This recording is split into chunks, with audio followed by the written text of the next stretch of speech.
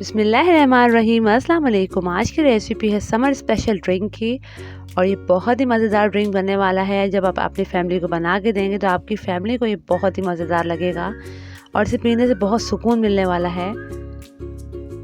2 litre दूध ले लिया है मैंने और उसमें डाल दिया है 1 कप चीनी और चीनी डालने के बाद इसे अच्छी तरह से मिक्स करेंगे और दूध में एक बॉयल आने का वेट करेंगे। दूध में जब बॉयल आ जाएगा तो इसे मुकम्मल तौर पर ठंडा कर लेना है। दूध में बॉयल आ गया है, अब दूध को मुकम्मल तौर पे ठंडा कर लेंगे। हाफ कप साबूदाना को मैंने इस तरह से बॉयल कर लिया था। ग्रीन जेली चाहिए होगी, तुख मलंगा भी मैंने पानी में सोख करके रखा है। बादाम पिस्ते हैं बारीक कटे हुए, ग्रीन जेली भी है और दूध है।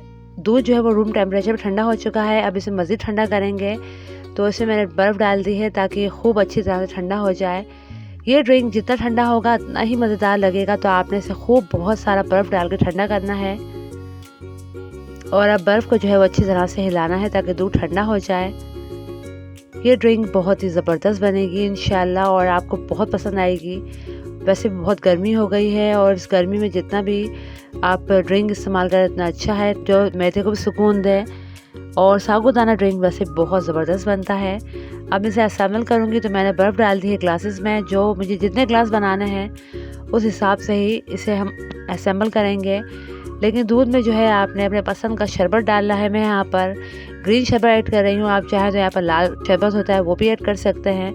तो मैंने यहाँ पर ग्रीन सिरप यूज़ किया है और अब इसमें डाल देंगे थोड़ी सी ग्रीन जेली, थोड़ी रेड जेली।